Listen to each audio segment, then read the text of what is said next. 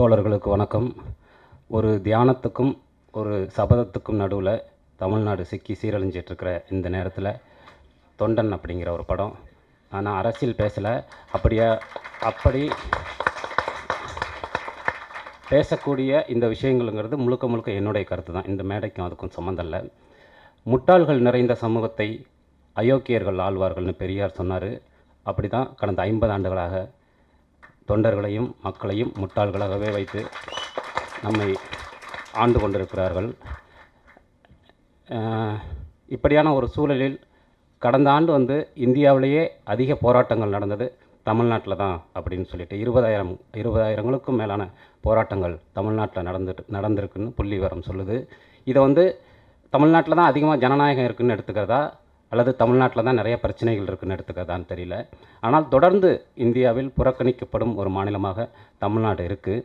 இப்படியான நிறைய போராட்டங்கள் ஒரு பக்கம் நடந்து கொண்டிருக்கக்கூடிய சூழலில் இன்னொரு பக்கம் ஒரு இடைத்தேர்தலில் ரொம்ப டேரிங்காக பணம் கொடுத்து நடக்கக்கூடிய ஒரு விஷயமும் நடந்து கொண்டிருக்கிறது. அதாவது தொடர்ந்து நான் கடவுளில் அந்த தாண்டவன் உருப்படிகளை விலை பேசுகிற மாதிரி தான் இந்திய அரசியல் நடந்துகிட்ருக்கு. தாண்டவனாக மாநில கட்சிகளும் அந்த மலையாளத்துலேருந்து வாங்கிட்டு போவார்ல, அப்படி தேசிய கட்சிகளும் இருந்து கொண்டே இருக்கின்றன. இப்படியான ஒரு சூழலில் இந்த இப்போ அந்த தேர்தல் நிறுத்துறதுக்கான பேச்சுவார்த்தை நடந்துகிட்ருக்கு. நாளைக்கு நிறுத்திடுவாங்கன்னு நினைக்கிறேன். பட் ஆனால் அப்படி நிறுத்துறதுனால எதுவுமே நடக்க போகிறது கிடையாது. தஞ்சாவூர்லேயும் அரவக்குறிச்சிலையும் அப்படி தான் நிறுத்தினாங்க. திருப்பி நேர்மையாக நடந்துச்சா? அப்படிலாம் கிடையாது. நீங்கள் கல்வி திட்டத்தில் இருக்கக்கூடிய பிரச்சனைகளை சரி பண்ணாமல் பரீட்சையை நிறுத்துறதுனால ஒரு பயணம் கிடையாது. அப்படி தான் தொடர்ந்து இப்படியான விஷயங்கள் நடந்து கொண்டிருக்கிறது. அப்போது கல்வி திட்டத்தை மாற்றுவதற்கான, இந்த சமூகத்தை மாற்றுவதற்கான, இந்த அரசியல் அமைப்பை மாற்றுவதற்கான செயல்பாடுகள், ஒரு சினிமாவால் சமூக மாற்றம் உருவாயிடுமா அப்படின்னு கேட்டால், ஒரு புரட்சி நடந்துருமா அப்படின்னு கேட்டால் எனக்கும் அதில் எல்லாம் பெரிய நம்பிக்கை கிடையாது. ஆனால் இது ஒரு செயல்பாடு. எப்போவுமே உலகம் முழுவதும் பெரிய அரசியல் மாற்றங்களும் சமூக மாற்றங்களும் நடக்கும்போது அதற்கு கலை ஒரு மிக முக்கியமான ஆயுதமாக இருந்திருக்கிறது. அப்படி இந்த சமூக மாற்றத்திற்கான ஒரு ஆயுதமாக கலையை பயன்படுத்துபவர்களில் சமுத்திரக்கனி சார் மிக முக்கியமான நபராக நான் கருதுகிறேன்.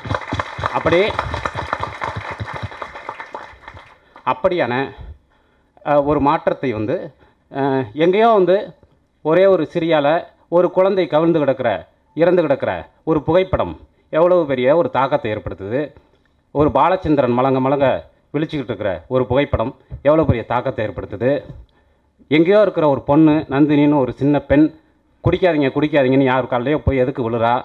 யாரோ ஒரு ஆள் செல்ஃபோன் டவர் மேலே எதுக்கு ஏறி நின்று சாவுறான்? இந்த மாதிரி நிறைய செயல்பாடுகள் எல்லாம் சேர்ந்து அதெல்லாம் ஒரு நம்பிக்கை. இந்த சமூக மாற்றத்தை, அரசியல் மாற்றத்தை எப்படியாவது நடத்திட முடியாதா அப்படிங்கிற ஒரு நம்பிக்கை. இப்படியான நம்பிக்கைகள் எல்லாம் சேர்ந்து நிச்சயமாக இன்னும் 5-10 ஆண்டுகளில் தமிழ்நாட்டில் ஒரு பெரிய சிவில் சொசைட்டி ஃபார்ம் ஆகும் நான் நம்புகிறேன்.